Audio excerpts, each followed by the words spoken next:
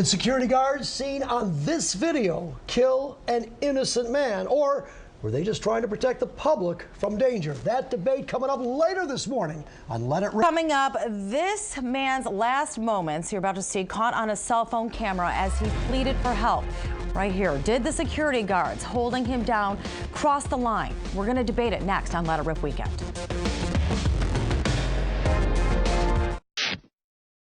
Any condolences for the victim's family? No comment. Wow, you don't even have condolence? Wow. His reaction was callous, and it certainly didn't show that the mall is in sympathy with the family of the Cochran family and those who are concerned about this man's death. Some protesters calling for the boycott of the Northland Mall this week after a man dies while being restrained by security guards.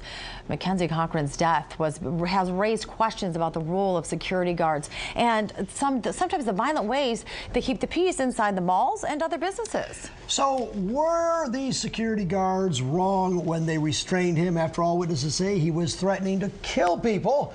Joining us to talk about this, Dale Brown. He's the owner of Threat Management, a security company in Detroit. He says those guards went too far.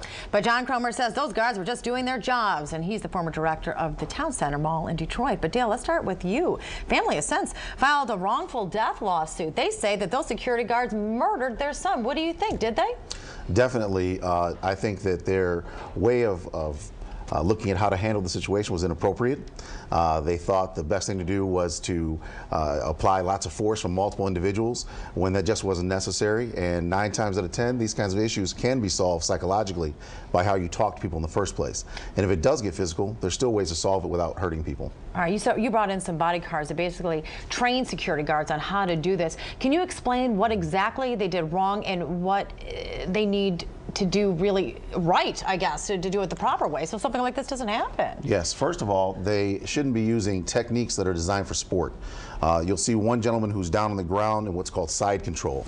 The side control position is designed for sport. We're showing it right now. This is your members of your team, and tell us what they're doing. Right now, they're showing that he should have been on his side, and then he was going through the actions of using Sudocon, which is an agent that stops the effects of the chemical. Is that pepper spray? Yes, and that you use pepper spray. Yes, but what he was showing was how you'd wipe his face off so that he would not still be inhibited from breathing. They did not have the Sudocon, obviously the anti-agent that they should have been using. Once he said he couldn't breathe, they should have wiped his face off. Once they secured him, made sure he could breathe by sitting him up, make sure he can still breathe in well, and they did not do any of those things. Yeah, so you never really hold someone down with their knee and they're basically up against their lung on their back while they're saying, I can't breathe? Correct. But in fairness, this guy, one of your security men, he's not fighting, he's not... he can't. He's not... The position he's in right now, there's no way he can move. He's being pretty calm, though. Well, it's impossible not to. Let's bring John Croner. John, you've seen the video many times. Well, you owned them all before. What did these security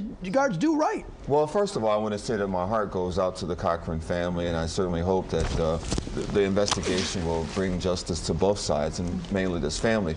I think the security guards acted appropriately because they're in a public place. They're trying to protect the public. If there is evidence that this person had been to the mall in prior days, as they indicated, as they allege, then they need to show me that. But if you're resisting the police, you're already out of breath. The reports that I heard, he was ready to fight. He's very upset. He's threatening to kill somebody. When they bring him down to the ground, he's got 2 or 3 men on top of him. That's 400 to 600 pounds. And if you're struggling, if you're resisting 400 and 600 pounds when you're already out of breath, you're going to run out of breath. So what do you do? Well, what you do is you need to stay calm. The video that we just saw, the demonstration with the officers, this officer is very calm, he's collective, he's following the officer's orders, he's complying with what they're asking him to do. What do you do when a man is combative, though, and he is not cooperating? Well, first of all, I disagree that just because a person looks like they're complying doesn't mean they actually are. If you are holding the person properly, you're restricting their movement properly, they can't physically resist. And the fact that he's yelling, I can't breathe, is an indicator that you need to do something to do 2 things. 1, to make sure he can breathe, and number 2, make sure the witnesses can see clearly he can breathe properly. And that's why we keep seeing your security guards or your bodyguards basically pushing him to the side so he can breathe. Correct. In this kind of situation. But that's what the security guards are using as their defense. One of them is they said, hey, he kept saying, I can't breathe, which means that he can breathe. security. No, actually, that's not true. When you can't breathe, another thing you're going to see is resistance. The resistance, right before you actually die, there's a kick of life. That happens to a person who's completely, you could have 1,000 pounds on top of him. His body will then kick one more time before dying. So wait a minute, I'm missing this then. So the guy says, I can't breathe. What do you do? As a security guard. Immediately, you make sure that you're unrestrict his breathing in every way. So if you were holding his throat, if you were putting something over his mouth, or if you were on his chest, you'd immediately stop that, sit him up so that he could breathe clearly, and so the witnesses could also see that. Very important for the next thing that's going to happen, the legal side of things. And then also making sure that he's not having some type of cardioactive response that's negative. Or he could be having a heart attack, asthma. What I'm thinking is that, you know, you have to make sure that this guy can breathe, but also you have to protect the customers. You have to protect the people that's around, the people with the video cameras, the cell phones that's recording this thing. You have to make sure that those people are safe as well. This is a bad situation. Unfortunately, the guy died in this situation, but I believe the guards acted appropriately in terms of protecting our public and protecting the citizens and the customers who were there at Northland Shopping Center. Northland has its reputation of violence. It has its reputation of people getting shot, hurt, robbed, and all these other things. We have to take measures. Now, there's a question of training. Maybe these security guards, there's no doubt that they need more training. There's no doubt that they may went overboard in this case. But the thing is, I believe if Mr. Cochran would have just relaxed and let the process take its course, he would still be alive today. First of all, he may have tried to relax. We don't know that for sure. When your oxygen is inhibited, your brain and your body begins to respond in a primal way to make sure you can breathe. So I don't agree that their actions were appropriate. They don't have the proper training for subjugation. They didn't have, from what I could see, they looked like they had no handcuffs. So if you're taking him into custody, you should have taken into account the next objective, which would be you're going to have to hold them and take them somewhere. You can't just sit on top of someone. What if the police took a long time? You're going to sit there on top of him for a long time. Handcuff him. Is someone who is combative, that you know you've got 3 guards on one person, must you put handcuffs on that person to detain? Well, if, like he's saying, they were still out of control, you have to maintain a restraint so you can transport them to law enforcement when they get there, detain them for them. So you would need some type of restraint. Any criticism how long it took the law enforcement to get there? How long was that?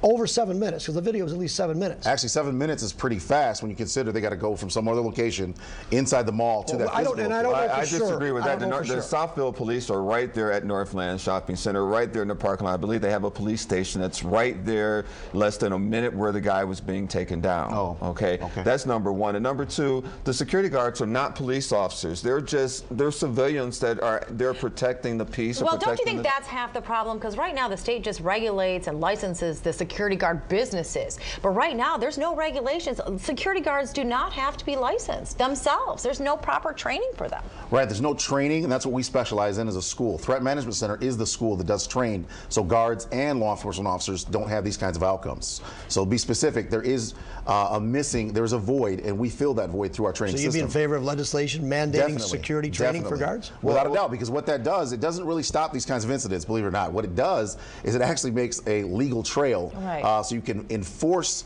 the thing you need, which is the psychological belief that you should not be killing people even by accident. How long can you restrain a criminal suspect? How long can you have the person on the ground? Well, that's going to be determined in the court of law afterwards, based on your circumstances. What's your recommendation? What's the procedure? What's the protocol? I would say personally, my view would be based on the level of threat. So if the person was a combative, aggressive, all that stuff. The worst person to kill somebody. Right. If that's the case. We deal with that all the time, and honestly, we don't have these kind of outcomes. 10 minutes. Because of how we talk to people and how we psychologically manipulate them. How long? Restraining on the ground. How long? I would say not on the ground longer than a minute. Right, because it's not how is what you're saying. Right. I mean, it's not how long, it's how. Right, exactly. Yeah. You want them up and breathing, and also you want them away into a contained area. They're at a mall, they should have had an area to hold them. It depends on how long it takes for the officer to gain control of the situation. Which depends on their skills. If Mr. Cochran was being combative and threatening to kill people, then that may prolong the time to get control of the situation. Am I missing something? Did he have a weapon? No. I mean, isn't that half the problem Absolutely here? Not. Yeah, that is, and the problem that I have is, how did you go from talking to someone to killing them who has no weapon, no obviously no intent or actions to kill someone? And if they did, we have lots of guns and knives in America. He could He use didn't one. listen to the security guards. So the bottom line is, argue your case in court, not in the middle of a mall. Well, that's true, but shame on the Northland Security, from the Northland administration, that did not have the proper security there for these type of situations. When you're working in a mall, especially like Northland and Fairlane, and even our Tower Center in Detroit, you're going to run into these type of instances. You must have your security guards trained. However, I want to give a warning to all the people that are going out into these malls perpetrating crimes, stealing and robbing and threatening to kill people, that you have to be aware that security is going to come. And when security comes, you better be prepared to respond. And also, it doesn't have to be security. One thing you brought up was law enforcement. Any citizen can help any citizen if they think their lives are in danger. Thank you so much, Dale and John. Appreciate it. That's it, though, for this edition of Let It Rip Weekend. All right, Fox News Sunday is next. We'll see you next week.